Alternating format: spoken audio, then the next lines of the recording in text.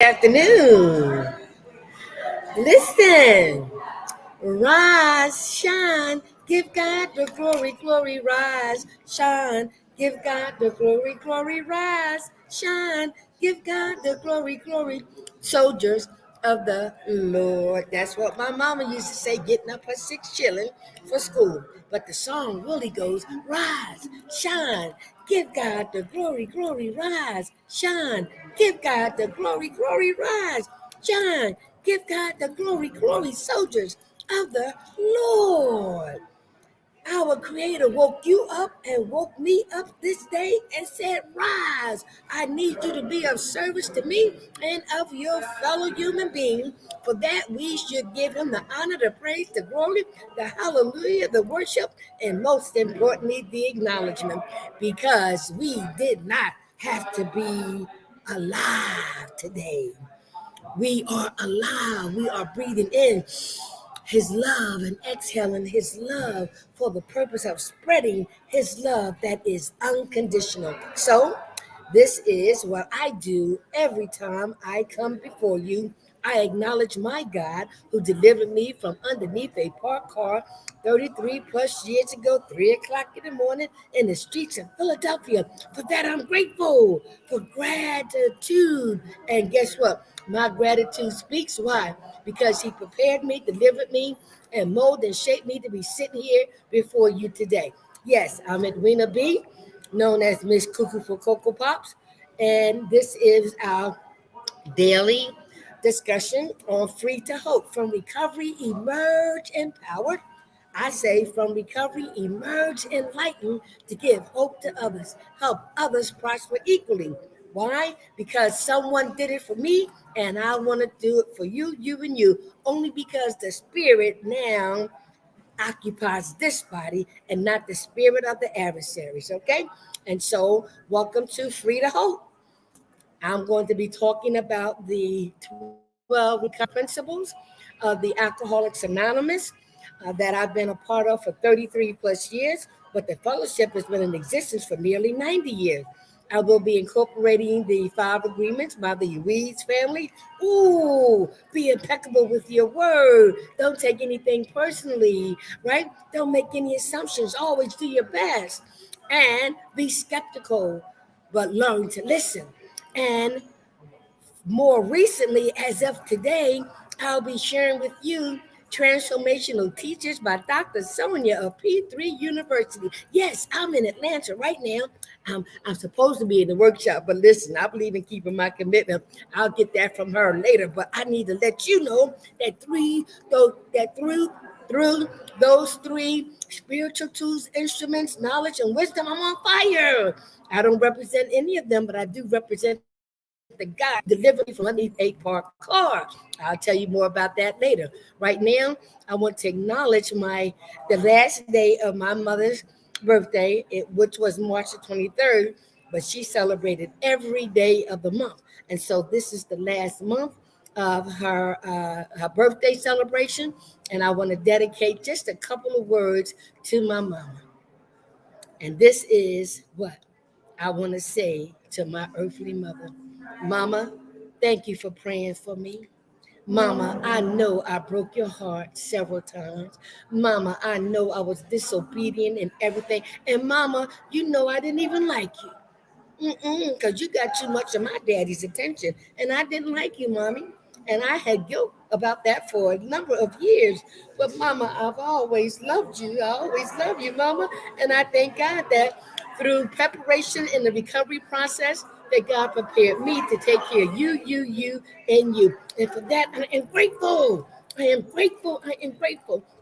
And so, happy birthday, Helen Lamar Jones Hall Taylor, for praying for this one. Your prodigal child, your prodigal daughter, the one that says, God, I want to prepare her to take care of you. And so, Mama, happy birthday. Happy birthday. I miss you dearly. Now, let's get to our topic today. All right.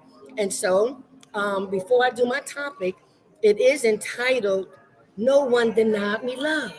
And so, yes, underneath that parked car 33 plus years ago, um, February the 22nd of 1990, I was getting high with my stepson. Him and I were both 34. Him and I was both in our severe addiction. Under the influence, he transformed into a violent person. I transformed into a person who feared for my life. As he administered violence to me, after everything was said and done, I started running what I thought was for my life. Got a flashback from the past that said if I just get underneath the bed, playing hide and seek, they can't find me. Well, as I kept running, I saw the slew of cars. If I just get underneath one of those cars, he can't get to me. Only weighing 90 pounds, face all sunken in, dark circles around my eyes, hair all short and matted. I only had a few teeth, right?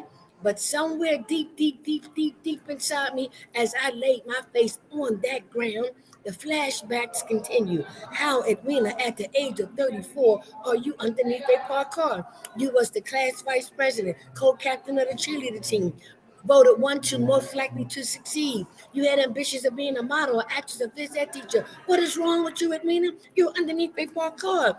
The self-loathing, the hatred, the remorse, right? The humiliation. I'm underneath a parked car. Dogs and cats get underneath a parked car, not humans, right?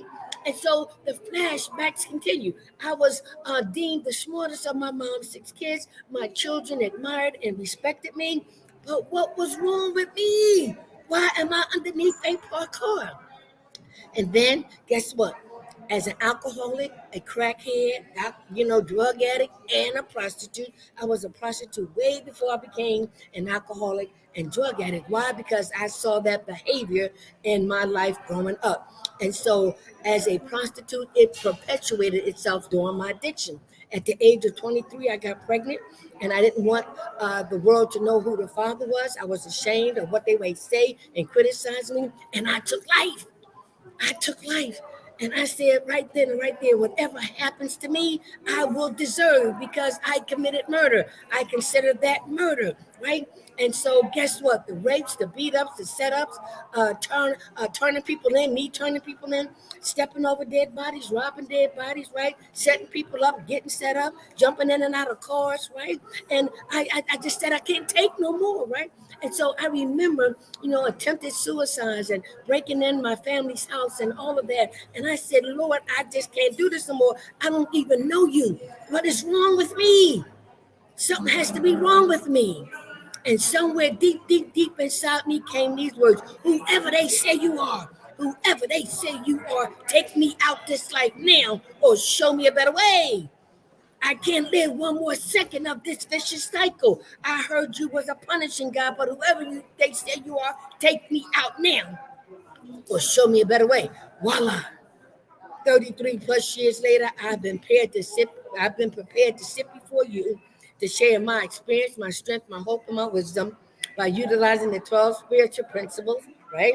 Now incorporating the 5 agreements and transformational teachings by Dr. Sonja. So let's get to our topic today, okay? Now, let's see. Y'all know I want you to open up your spiritual ears, open up your spiritual eyes, and let's dissect this thing, okay? And so here it says, right? March the 31st, right? No one denied me love. And our co-founders from Alcoholics Anonymous took a quote from the 12 and 12 from page 141 and 142 that states, on the AA calendar, it was year 2. A newcomer appeared at one of these groups. He soon proved that his was a desperate case and that above all, he wanted to get well.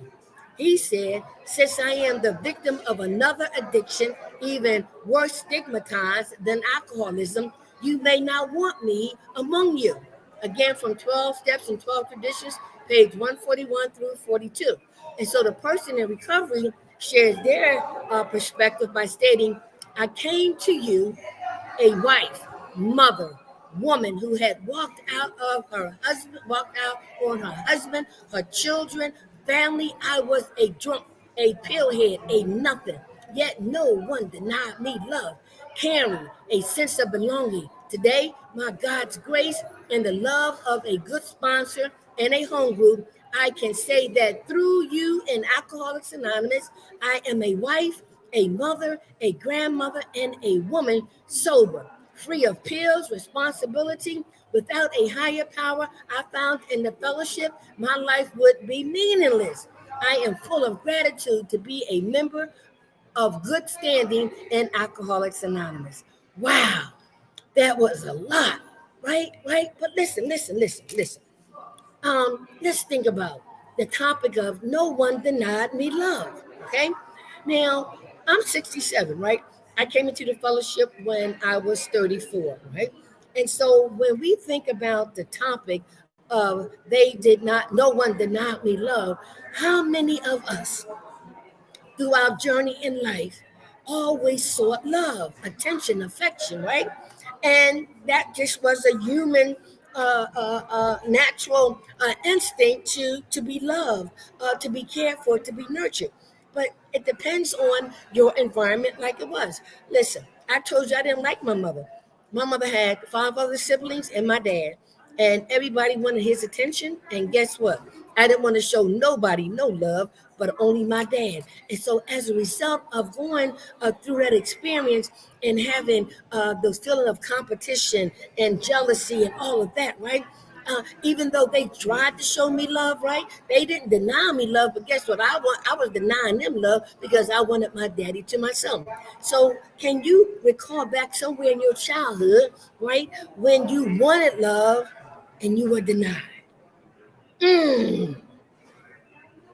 We didn't even know what love really was or what it is. Even to this day, we are learning. We're in the process of what it is. But for me, I found it in the Fellowship of Alcoholics Anonymous what love really is and what unconditional love really is. And so when we think about the next saying that says, right, let's go. Let's move this out the way and let's bring this up here, right? Because I want to show you here. It says, right?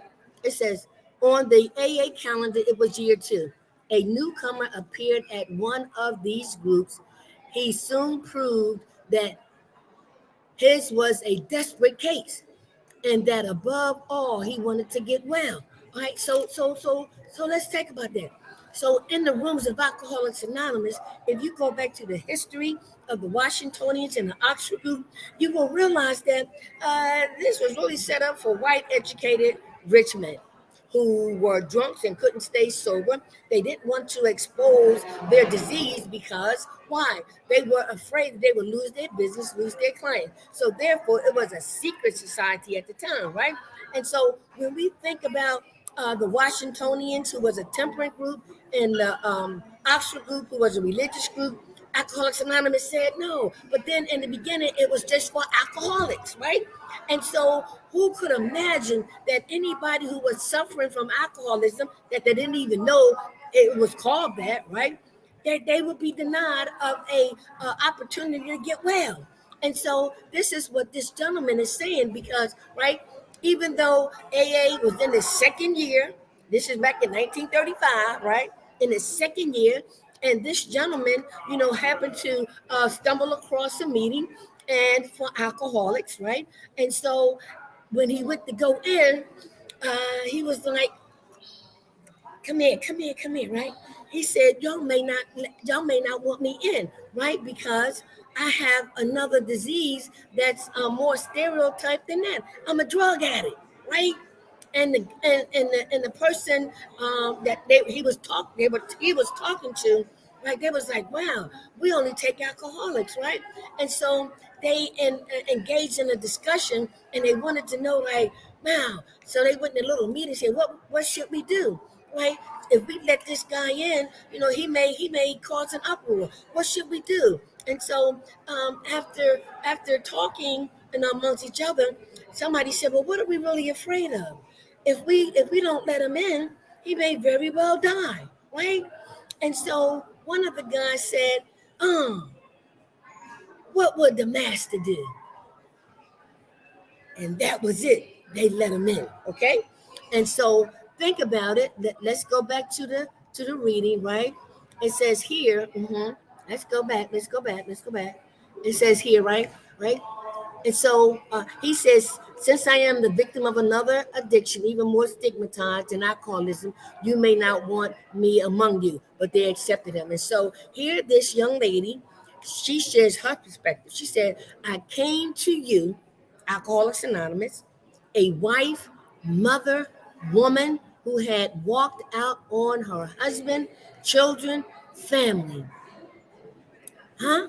So in Alcoholics Anonymous, we say, come to us as you are. And right. And so it's amazing how through our own knee bowing experience, and it says every knee shall bow, every mouth shall confess that he is, right? And so whatever that process is to get you to that point, right? And so most of us call it a bottom.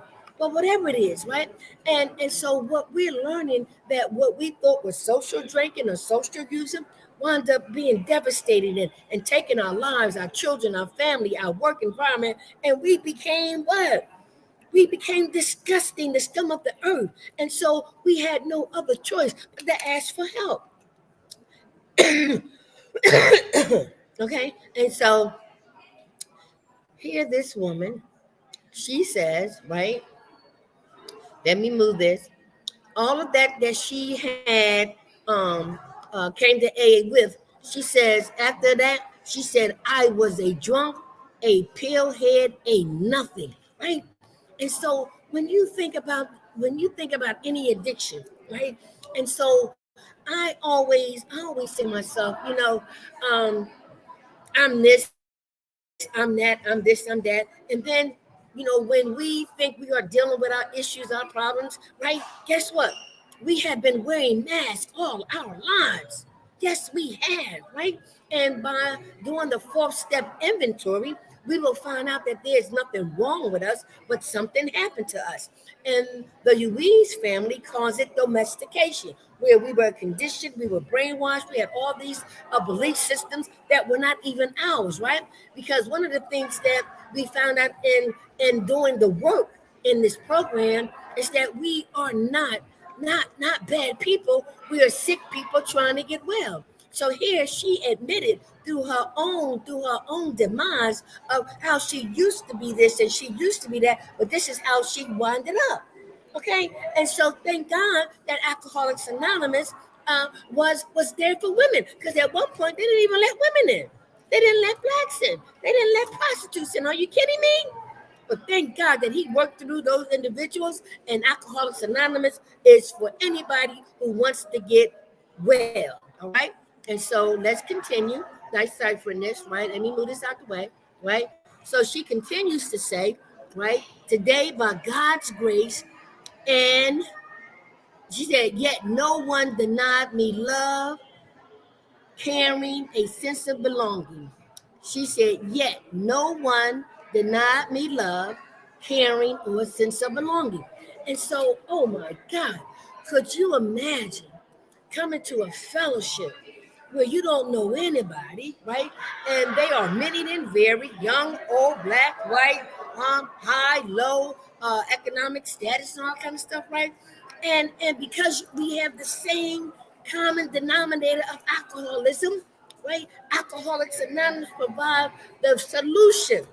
Donald Lawrence says it so eloquently. We are not natural beings having a spiritual experience. We are spiritual beings encased and walking this natural experience. So whatever mask we had to remove in order for us to say, help me, that mask had to continue to stay off. Now, if you go to some of my previous podcasts, you'll see I have a wig on, a whole lot of makeup, and I got my dentures in, and I'm talking this and I'm talking that. But when that spirit hits me, I said, don't get messed up with the messenger. Listen to the spiritual message. I snatch off that wig, I wipe off the makeup, and I take out these dentures, and I say, how you like me now? Why? Because we remove the physical mask, right? And we keep it off. But at the same time, we have to learn to take the mask off that are internal. Things that we've been trying to conceal for years. Right? Which is why that four-step inventory is so important. Which is why, the Ruiz family and the Five Agreements said, don't take nothing personal. Don't make any assumptions. Be impeccable with your word, right? But we have to go back and find out what happened. Not what's wrong with us. Okay? And so now you come into a fellowship, right? And they not denying you love.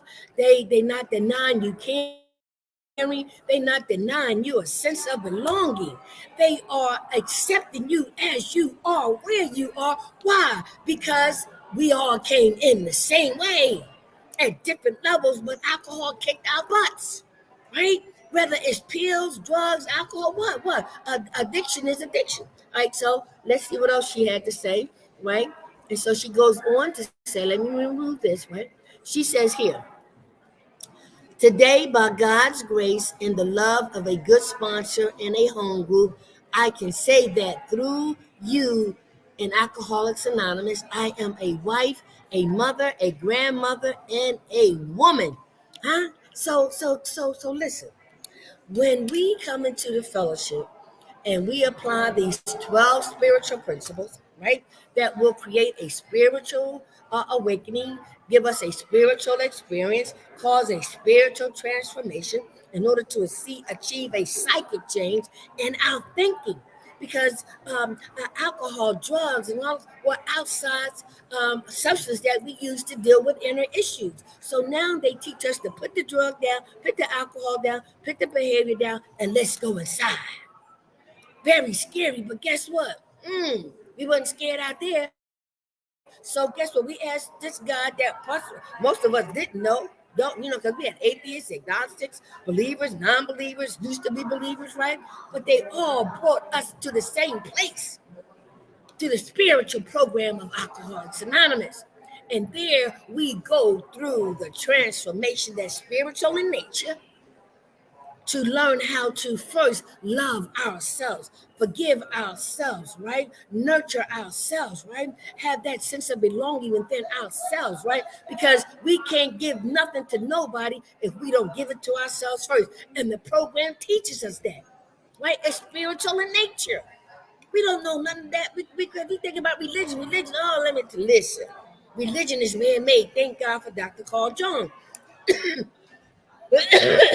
who said that in order for us to achieve that psychic change, we need to identify the garbage that's in that defective can, right?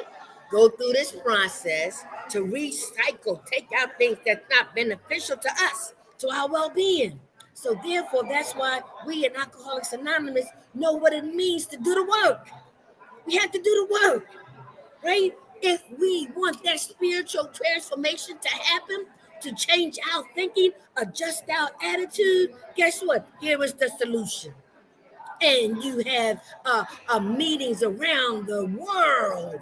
We are in 129 countries, right? We have meetings everywhere, on the cruise ship, on the beach, in the basement, on the rooftop, even on the sidewalk. You want to stay sober and help another alcoholic? We can help you do that, all right? So only by God's grace that we're able to do that. So let's see what else she says, right? I got 6 more minutes, okay? So here she closes out by saying, I'm sober, free of pills. I'm responsible. I'm sober. Do you know what it's like to have that obsession and that compulsion to use, where we will do anything to anybody to get what we want, even under the lash. The lash, you will yield or you will die.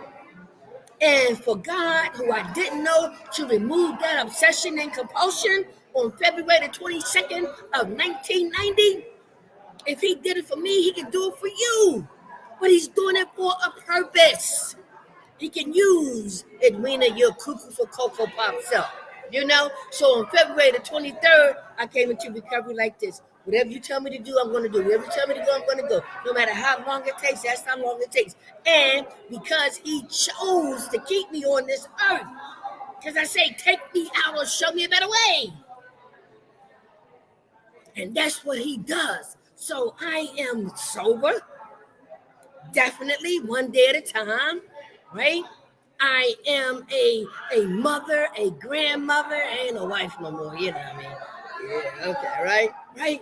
But I'm a productive member of society, but more importantly, I know who I am and I know whose I am. And so if God's gift to me was sobriety, my gift to him is to stay sober and to help another alcoholic achieve sobriety. That's why I am so glad that I am here in Atlanta, Georgia with Dr. Sonja of P3 University and all these women who wants to create change. We've all been through something and we identified our passion.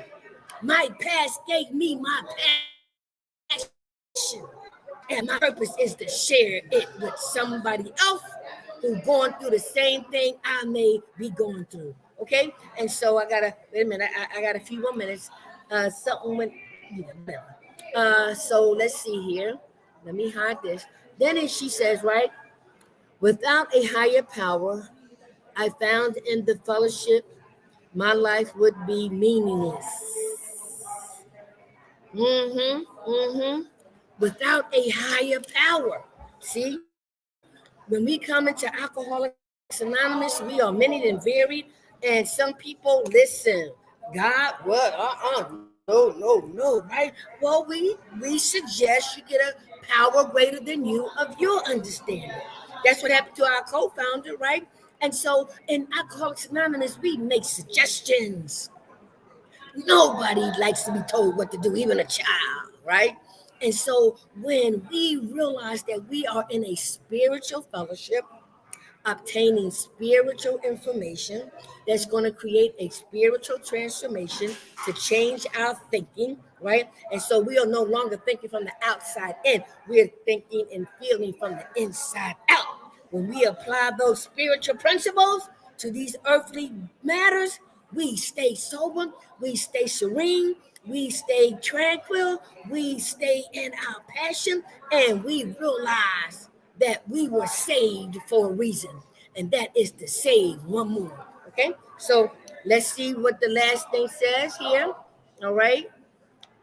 Woo, thank you, Lord. Okay, he says here, I am grateful to be a member of good standing in Alcoholics Anonymous.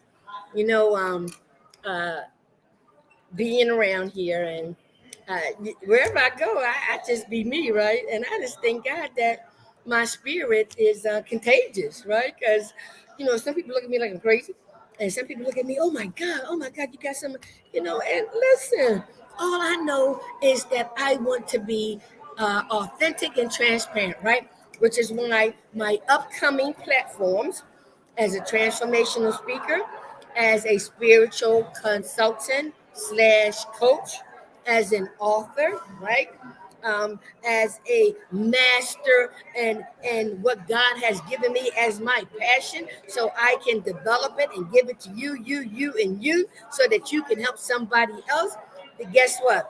Alcoholics Anonymous, this 12-step program that's spiritual in nature, can be used by anybody, free from recovery, emerge enlightened, to give hope to others, help others prosper equally. All right. And so one of the things that I will be doing, I will be scheduling 2 events a month, virtual or in person. I'm also going to be setting up some coaching presentations. So you may want to find out how I do what I do. Or you may also need a consultant to share how people in your establishment, your organization, how they can identify the signs and symptoms of their addiction and be led to a process of recovery that has worked.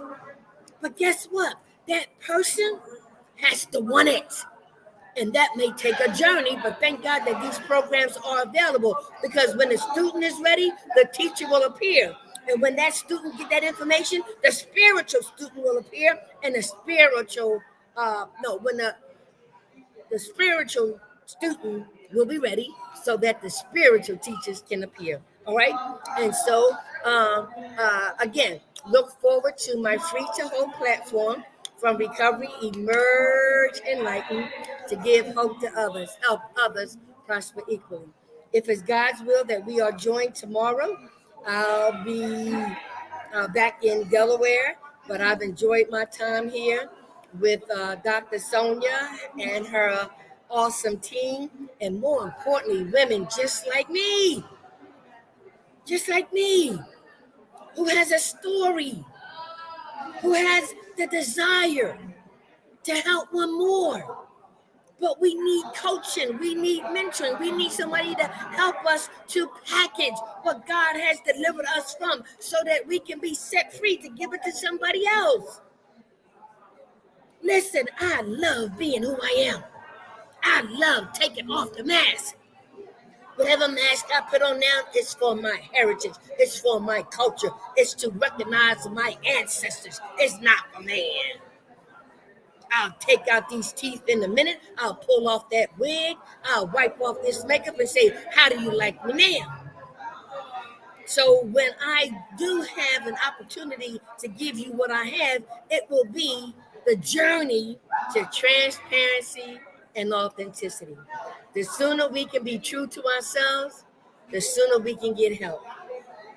The longer we deny who we really are, the longer it's going to take. Our Creator wants to use you. He chose you. But in our fellowship, it says some of us must die in order for some of us to live. So until tomorrow, if we are chosen, I'll see you then. God bless.